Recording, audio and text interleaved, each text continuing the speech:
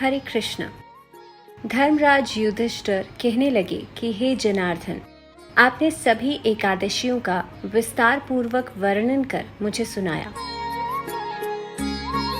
अतः अब आप कृपा करके मुझे अधिक मास के शुक्ल पक्ष की एकादशी का क्या नाम है तथा उसकी क्या विधि है, इसके बारे में भी बताइए। श्री भगवान बोले, हे राजन, अधिक मास में शुक्ल पक्ष में जो एकादशी आती है वह पद्मिनी या कमला एकादशी कहलाती है। वैसे तो प्रत्येक वर्ष 24 एकादशियां होती हैं। जब अधिक मास या मल मास आता है तब इनकी संख्या बढ़कर 26 हो जाती है। अधिक मास या मल मास को जोड़कर वर्ष में 26 एकादशियां होती हैं। अधिक मास में 2 एकादशियां होती हैं जो पद्मिनी एकादशी शुक्ल पक्ष और परमा एकादशी कृष्ण पक्ष के नाम से जानी जाती है। यह एकादशी करने के लिए दशमी के दिन व्रत का आरंभ करके कांसे के पात्र में जौ चावल आदि का भोजन करें तथा नमक न खाएं, भूमि पर सोएं और ब्रह्मचर्य का पालन करें। एकादशी के दिन ब्रह्म मुहूर्त में शौच आदि से निवृत्त होकर दंत धावन करें और जल के 12 कुल्ले करके शुद्ध हो जाएं।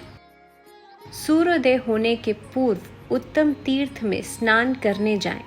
इसमें गोबर, मिट्टी, तिल तथा कुशा व आंवले के चूर्ण से विधि पूर्वक स्नान करें।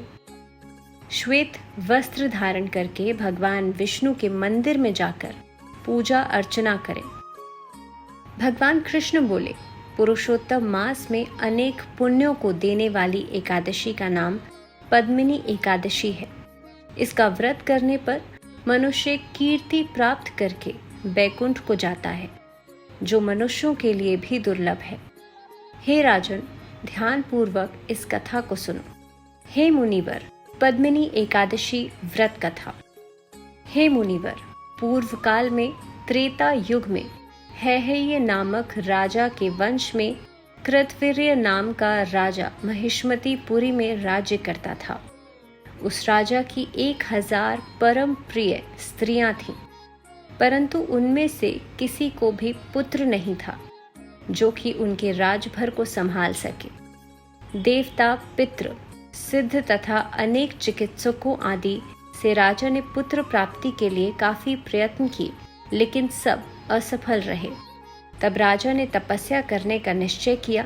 महाराज के साथ उनकी परम प्रिय रानी, जो इक्ष्वाकु वंश में उत्पन्न हुए राजा हरिश्चंद्र की पद्मिनी नाम वाली कन्या थी, राजा के साथ वन में जाने को तैयार हो गए। दोनों अपने मंत्री को राज्यभार सौंपकर राजसी वेश त्याग कर गंधमादन पर्वत पर तपस्या करने चले गए। राजा ने उस पर्वत पर 10,000 वर्ष तक तप किया, परंतु फिर भी पुत्र प्राप्ति नहीं हुई। तब पतिव्रता रानी कमल नयनी पद्मिनी से अनसुईया ने कहा, 12 मास से अधिक महत्वपूर्ण मल मास होता है, जो 32 मास पश्चात आता है। उसमें द्वादशी युक्त पद्मिनी शुक्ल पक्ष की एकादशी का जागरण समेत व्रत करने से तुम्हारी सारी मनोकामना पूर्ण होगी। इस व्रत के करने से भगवान तुम पर प्रसन्न होकर तुम्हें शीघ्र ही पुत्र देंगे। रानी पद्मिनी ने पुत्र प्राप्ति की इच्छा से एकादशी का व्रत किया। वह एकादशी को निराहार रहकर रात्रि जागरण करती। इस व्रत से प्रसन्न होकर भगवान विष्णु ने उन्हें पुत्र प्राप्ति का वरदान दिया। इसी के प्रभाव से पद्मिनी के घर कार्तवीर्य उत्पन्न हुए, जो बलवान थे और उनके समान तीनों लोकों में कोई बलवान नहीं था। तीनों लोकों में भगवान के सिवा उनको जीतने का सामर्थ्य किसी में भी नहीं था।